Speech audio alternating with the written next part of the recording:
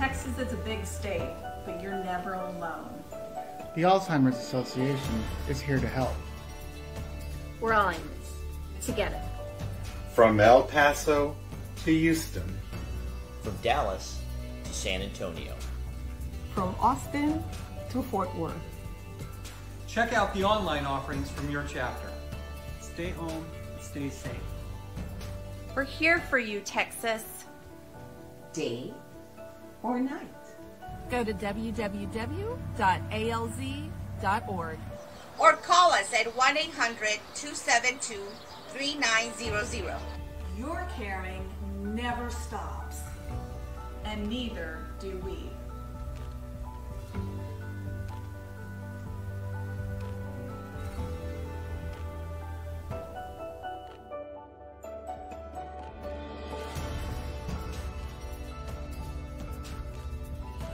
Hi, good afternoon. Welcome to the Alzheimer's Association, our weekly Pause and Ponder Facebook Live event. We're so glad that you're joining us today, and we have some phenomenal people with us. I'm Ginny Funk, Director of Programs for the Alzheimer's Association in the San Antonio and South Texas chapter, and Miss Dianne Teran is here with us, also in programs. And then we have a very special guest today who we're blessed. I feel like we get to see you about 5 times this week, it feels like. So we have Byron Cortez, who is joining us as our guest for our weekly devotional. Byron is recognized as one of the nation's leading experts in aging life care and has derived from over 30 years in the social work field. His writings, interviews on geriatrics, dementia, and caregiving have been published nationally. He received his master's in social work from the Warden School of Social Services at Our Lady of the Lake University, and then Bachelor of Science in Psychology from Oklahoma State University. Go Pokes. Byron is a, what? Oh, sorry. Go Pokes. Oh, sorry. Yay. Byron is a licensed clinical social worker in the state of Texas and holds certification in social work case management as well as care management. He served as an assistant professor at Our Lady of the Lake University here in San Antonio and is a fellow of the Leadership Academy of the Aging Life Care Association and is a member of the National Association of Social Workers. He has served as the 2012 president of Aging Life Care Association and is past president for the South Central Texas chapter, right? Yep. In 2018, Byron was appointed to a 5-year term on the Texas Council on Alzheimer's Disease and Related Disorders by our Texas Speaker of the House. He currently serves as the president of the board for the National Academy of Certified Care Managers. He is chair of the board of directors for the South Texas Adult Protective Services Community Board, and he's also the chair of our board of directors for the San Antonio and South Texas chapter of the Alzheimer's Association. I do not know how there are that many hours of the day for all of the things that you volunteer for. And then Byron enjoys traveling when able and watching movies with his wife and their daughter, who is currently in graduate school, and just heard a little bit before updates on how she is doing. So you are quite an accomplished person, Byron, and we're so grateful that on top of all of that, you have just been a lifelong advocate, volunteer, supporter of the Alzheimer's Association, as well as every individual touched by dementia in any way. So thanks for joining us. We want to hear all your wit and wisdom today. You're quite an accomplished person, Byron, and we're so grateful that on top of all of that. Jenny, and Diane, I love the Alzheimer's Association. I love this cause. I hate this disease, which is why I love this cause. And so, you know, I've worked with folks with dementia, all those years, and you know, I think I've gleaned to deal with people with Alzheimer's and other related dementias. But it was just, you know, a few years ago, in the last 5 years, that I have finally a family member, my mother-in-law, was diagnosed with Alzheimer's. I'm gonna tell you, it changes everything. Changes everything once it becomes personal. So I get choked up talking about it. Yeah, absolutely. Because you have all that professional, I very much understand you have all that professional wisdom, wit and wisdom that you share in your day job, in your you know, in that part of your world. And then just feels like you can help so many people. And then when it's in your own, it kind of went out the window. Your family member is not local, so I would like to ask, just how has that been with not only long distance, but now with COVID affecting everything?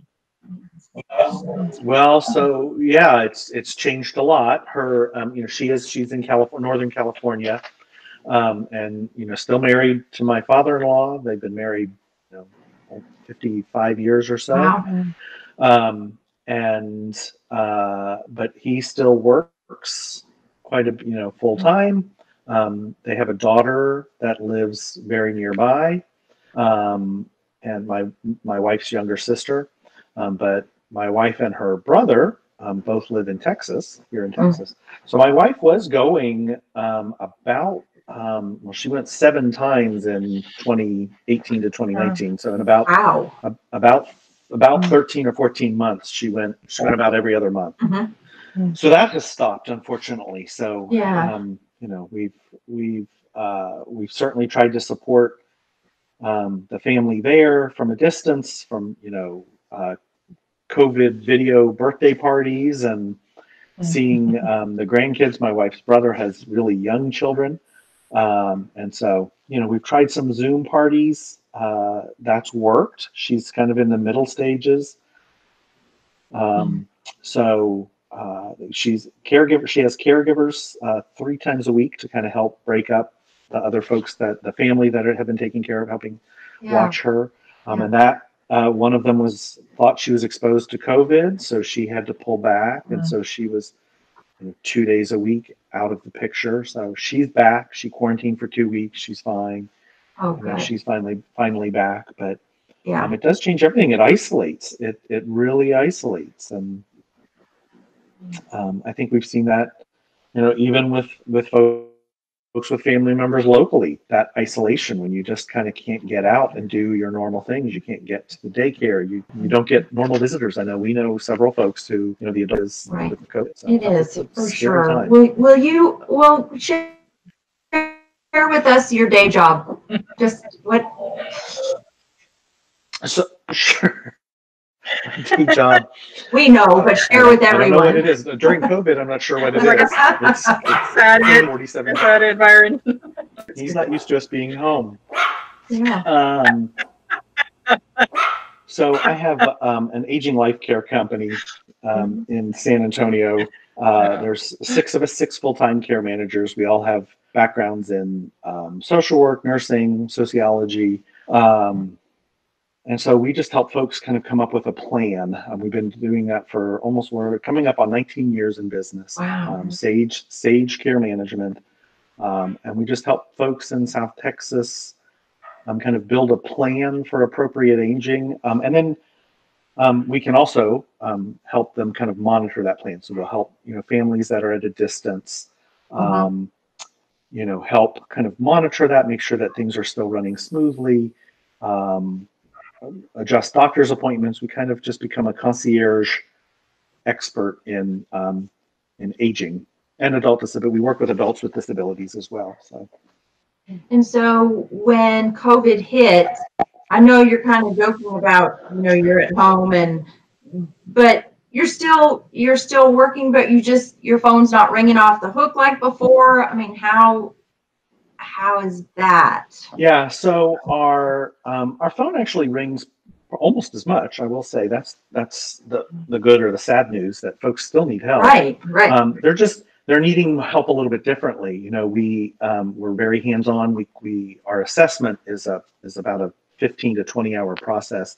And it requires home visits, that we look at safety, we look at how the person's doing. You know, we do in-person assessments of their activity, you know, of just their activities of daily living, what they can and can't do. We do screenings for mental health and for dementia. All that in-person stuff, you know, certainly in the beginning stopped. And then those folks that we monitor, that we kind of help keep an eye on, or help kind of keep their care on track, that all kind of stopped. If it didn't stop, it certainly altered. You know, the folks in facilities were locked down; we couldn't get in. Very appropriate. I'm not arguing about that, and we don't want to spread it. So we're slowly being able to get back into folks' homes, typically at a safe distance.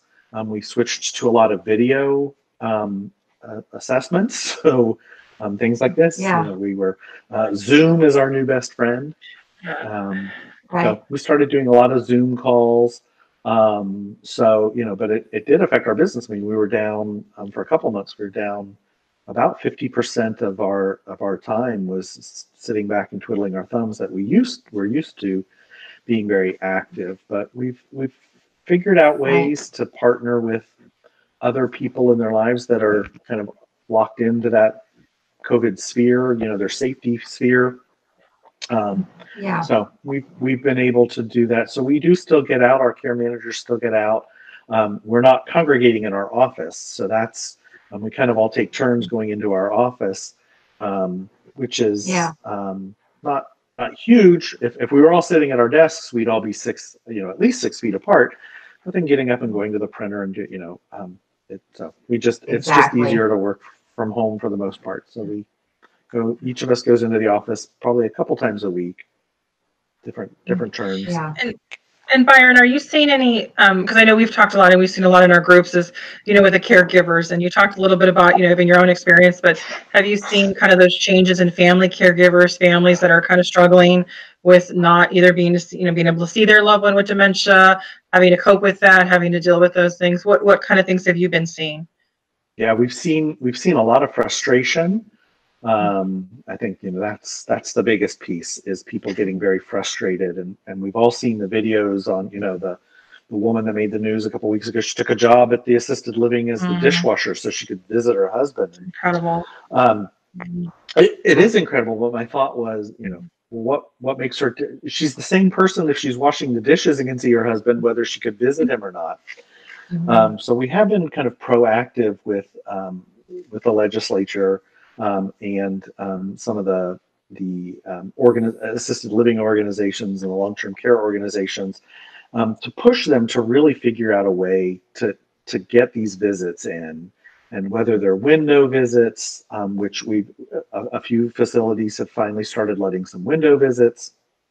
You know, they schedule some time at a window, and so.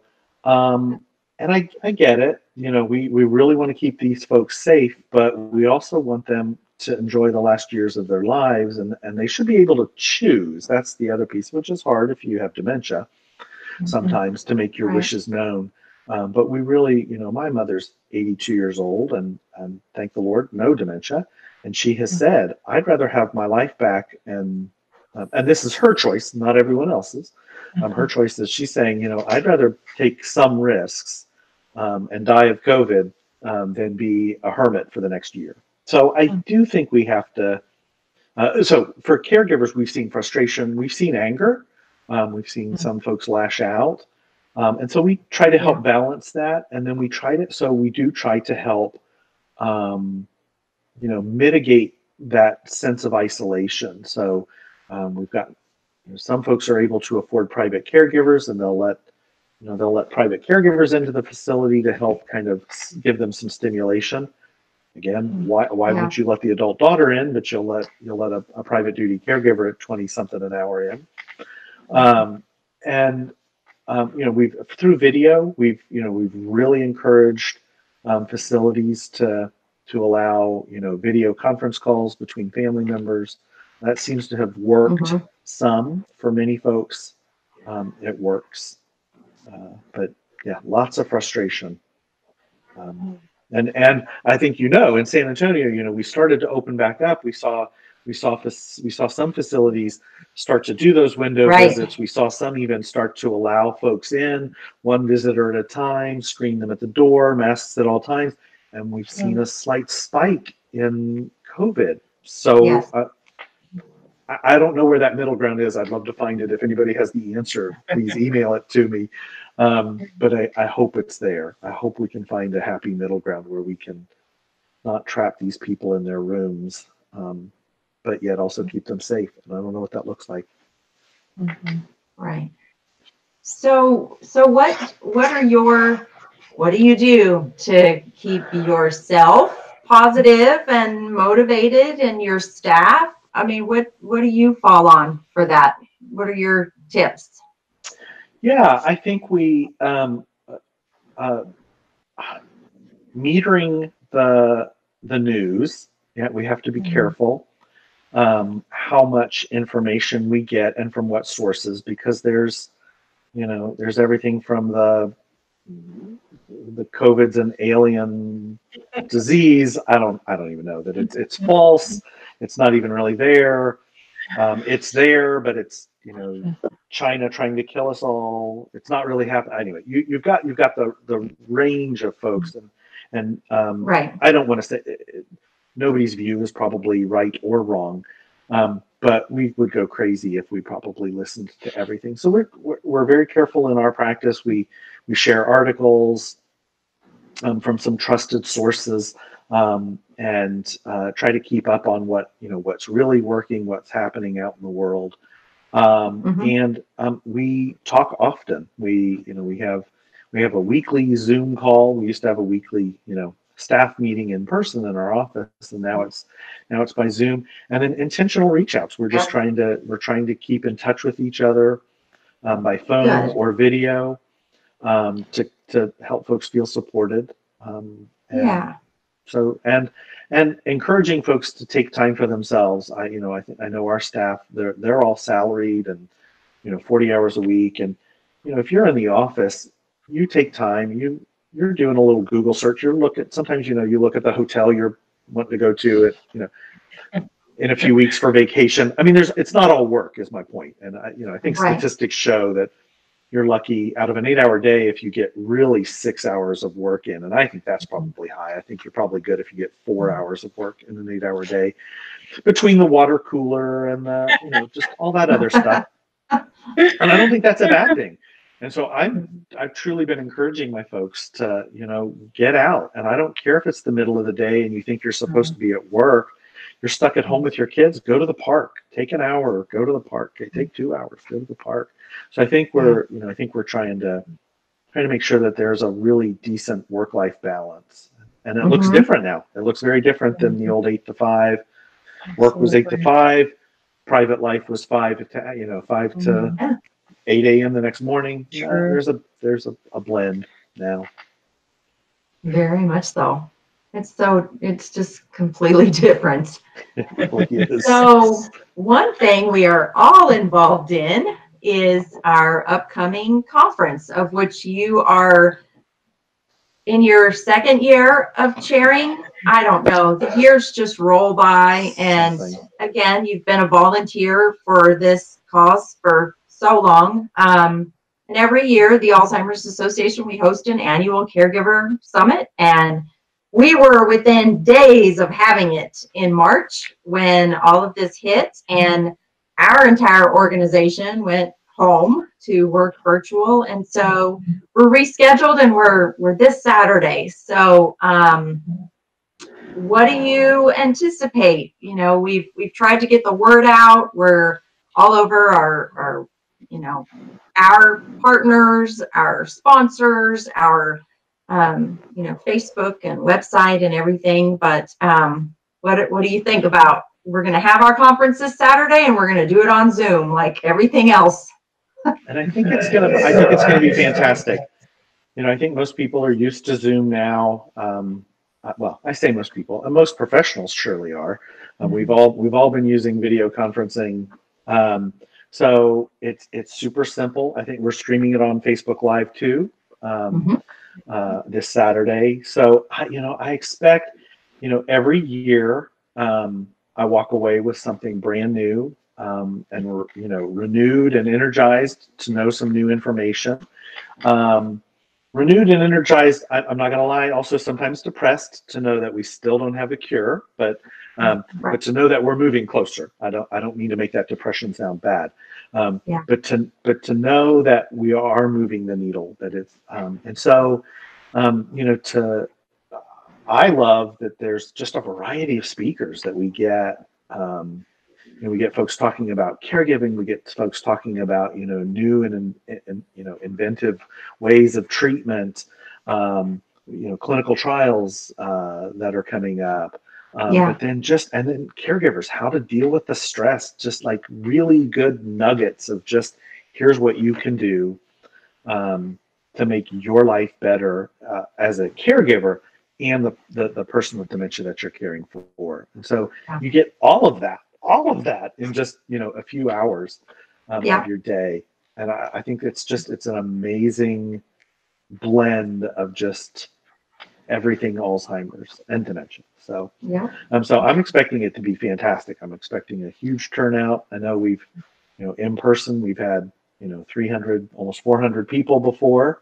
I think we could blow the roof off of that. The sky's the limit on this. We could have 20,000 people on here. That'd be great. Learning about new skills.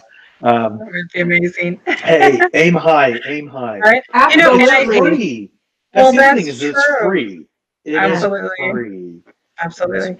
And I think we're learning that people that we didn't necessarily think, that would take to virtual learning, and, you need to connect. I think that's the main thing is people are trying to every avenue to still stay connected. And they're kind of taken to the virtual. And the fact is that I think we can bring in people that wouldn't have normally been able to physically get out, to in person, but are going to be able to watch now because we're virtual. So that is exciting. Yeah, I agree. So we have some fantastic speakers. Can I brag really fast about who we've got on the?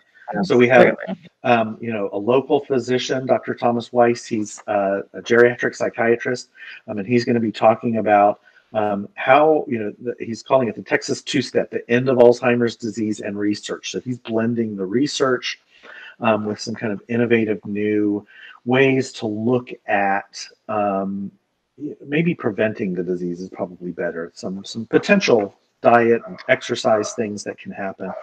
We have Russell Gaynor, a local social worker, good friend of mine, doing COVID-19 and caregiving.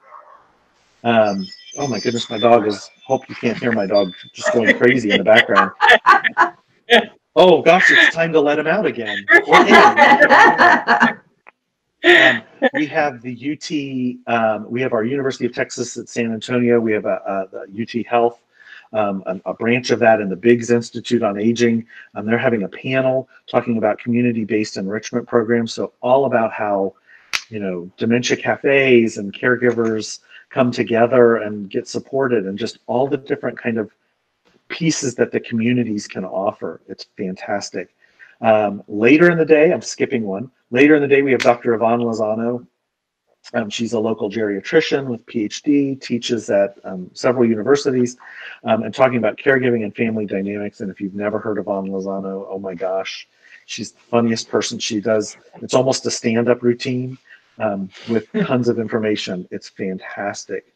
And then, but sandwiched in the middle of that, we have Dr. Carl Hill, who is in Chicago at Alzheimer's headquarters. He came over from the NIH. NIA, National Institute on Aging. He just joined the Alzheimer's team about a year ago, but he's going to be talking about diversity and Alzheimer's and dementia, and how the disease affects different people of color, very relevant in these days, and how we as practitioners, I think, treat that disease differently when we Right. when we treat those folks. And so I think that's going to be fantastic. And that 1 hour in the middle of the day also has some CEUs attached. So if you're a professional and need nursing or social work CEUs, you can get an hour of free CEUs from that. At the end of the day, we also have Maxine Vieira with the Alzheimer's Association, who's going to do a Spanish 1 hour Spanish, or I'm sorry, a half hour of Spanish resources in Spanish. So our Spanish speaking folks can finally get some help in their native tongue. And for those of us that only speak French, speak English and French very poorly. Stupid to live in South Texas and speak French. It's so needed. The Spanish resources that this being done in Spanish is going to be fantastic. So Thank you for going through that. And if anyone's interested, you can register. Just call our helpline. It's 1-800-272-3900. That's great. Jenny, I did want to and maybe if I'll have you share just briefly, we had a question. Ms. Verna Young said, which university is taking candidates for clinical trials? So I know some, there are some local, trials, but even maybe talking just briefly how to maybe get connected with Trial Match. Sure. So Trial Match is actually this incredible matching service between every clinical trial that's out there and the public. So if you're interested, again, call. We can put this in the phone number, or you can go, or you can just Google Trial Match, and it should come up as Alzheimer's Association Trial Match. And basically, it's where you're able to put your information, your brief bit of demographics. It's very private. It stays right in that database. And it will let you know if you might potentially be a match for a study. And there are studies happening in San Antonio, all across the state of Texas, and all across the United States, and across the world. And again, so half of this database is all the research studies happening. And then the other half is all of us putting our information in. And you're not enrolling in a study. You're just saying, I'd like to see if I might potentially be a match. You would then be contacted and given information about, hey, you initially were a match for this study. Are you interested in learning more to participate? So, and every single research study needs participation, without a doubt. They all give that information to us. So thank you so much for the question. But yes, please check out Trial Match. And I'll put it in the comments too. So we'll put some direct information in there. I'll put that in when we're done. Yeah. Okay. Thank you. Awesome. Well, that flew by. it did. As always, Byron, thank you so much for, again, sharing your wit and wisdom with us. Well, it's great. Thank you guys for having me. Good to see you guys virtually. And I know we'll see both of you and everybody else watching this. We'll see you on Saturday, I'm sure. Yes. Absolutely. Yeah. Thank you so much, Byron. You bet. Thank you, Diane. Thank you. See you soon.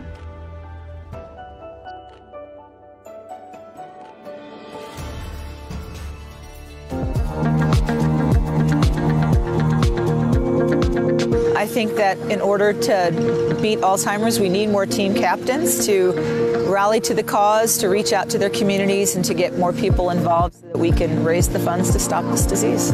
It's something that I care about, that affects me on a daily basis with my mom and dad. When I decided to do it, it was all in, and every person that responded, every email that got, every note was just better and better and better. It makes you feel really special to have that kind of reaction, and it's not that hard to do. As the team captain, it was really easy to recruit team members. Once I started talking about the disease, it was crazy how many friends and family have been affected by it also. It wasn't difficult. I started with emails, and then I went to social media, and then word spread, and now everybody who did it the first years. Family and friends also are on the team. The rewards of being a team captain are growing your team and seeing all of the funds that you raise and all of the progress that you've made come walk day, and to just be able to celebrate those victories and celebrate the day with your family, teammates, as you're recognizing and honoring those who have suffered from Alzheimer's. We have to find a cure, and having a team and raising funds helps support families, caregivers, helps fund research to find a cure. There's a certain amount of catharsis, there's a certain amount of therapy for yourself when you know that you're giving back to something and doing whatever you can to, eradicate this disease.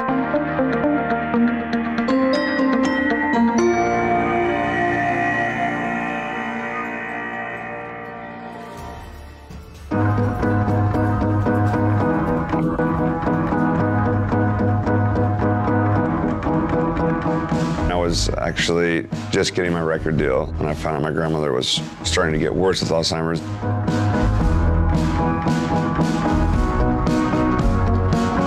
I still see her face in the crowd now, even though she's not here anymore. My mom has Alzheimer's. She's had it for 13 years. My connection to Alzheimer's is my grandfather. My grandmother is going through this as well right now. Song is what can really be a remedy for the hard times that surround Alzheimer's. I picked the song If My Love Could Kill. Dock of the Bay. Hello in there. Backwards breathing. Dreaming My Dreams. Annie. Stand By Me. Raymond was the song I wrote about my grandmother. I wrote Hard to Grow Up, and it was pretty close to after the time I lost my mother. I was just writing these songs for me, and when they have a resonance with people's lives, then that's an unexpected bonus. When people hear this song, I just hope that they don't feel alone. When you're going through things, when you're not at your strongest point, you want somebody to be there for you. A lot of times things seem insurmountable, then you hear a great song, and all of a sudden you feel like, okay, this is doable. This is something that we can handle. Music has the power to make people feel that way. Music's powerful like that. It lights something, it ignites something. It's some kind of magic. It's the magic of music. Hey dude, don't make it bad. Take a sad song and make it better. It's a possibility, a potential in all of our lives. Whatever research we can do at this present time is absolutely important. If they could find a cure, it would be heaven. I think awareness is the key to everything. And if music can help with that in any way, that's a very special thing for an artist. We're going to find a day when Alzheimer's is no more, and we will sing a lot more songs about it.